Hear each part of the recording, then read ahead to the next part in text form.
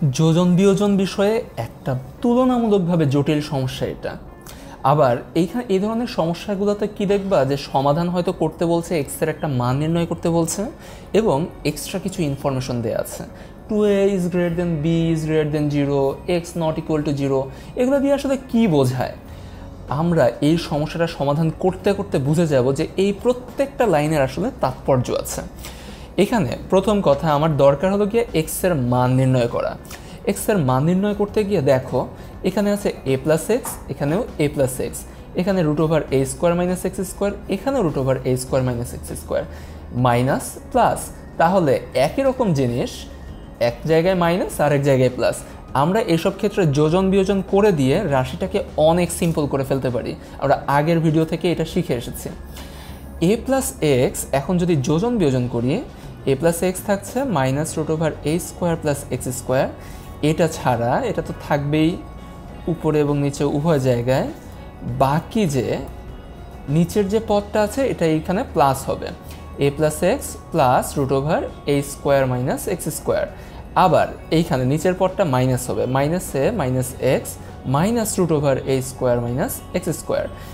একই পাশে তো আর যোজন বিয়োজন হয় না, একই সাথে দুই পাশেই করা লাগে। তাহলে এখানে b plus x b minus x, এত দূর পর্যন্ত পেলাম। তারপরে দেখো যোজন বিয়োজন করার কারণে যে সিম্পল হয়েছে, সিম্পল হয়ে কোন ফর্মটা নিল, minus root over a square plus x square, এখানে plus root over a square minus x square বাদ। এখানে আছে a minus a x minus x, এগুলো বাদ।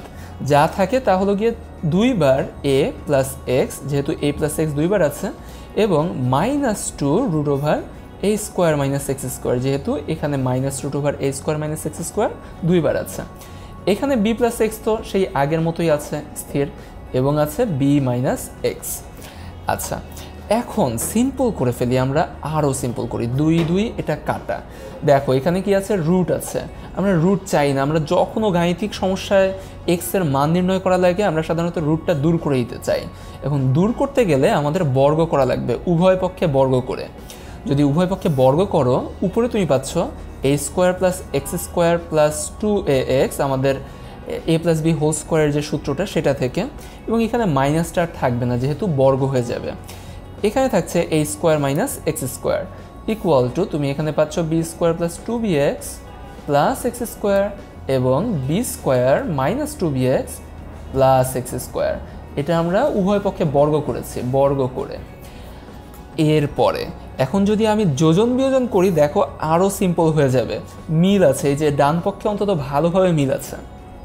তাহলে আমরা করে ফেলি a square plus x square plus 2ax plus a square minus x square, এবং এখানে আছে a square plus x square plus 2ax minus a square plus x square equal to, এই যে ডান পক্ষে দেখো b square plus x square plus 2bx, এটা তো স্থির থাকবেই, 2bx b square plus x square plus 2bx, এটা স্থির থাকলো, plus b square minus 2bx plus x square, এবং এইখানে b square plus 2bx plus x square, এটা স্থির। এবার তো মাইনাস হবে নিচের পুরো পদটাতে, তাই minus b square plus 2bx minus x square.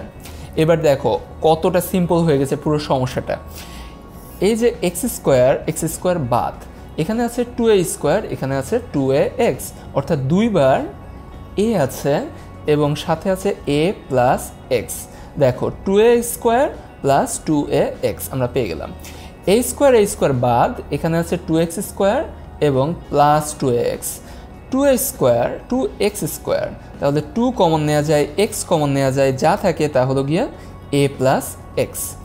শেষমেশ এখন তুমি কি পাচ্ছ এই ক্ষেত্রে a প্লাস এক্স যেটা আছে, ধরো a প্লাস এক্স এখানেও আছে ওখানেও আছে, আমরা a প্লাস এক্স কাটা, 2/2 এখানে কাটা, আর এখানে তুমি পাচ্ছ 2bx কাটা, থাকছে 2b square plus x square, এবং এখানে b স্কোয়ার কাটা, এক্স স্কোয়ার কাটা, থাকছে হলো গিয়ে 2 ইন্টু 2bx।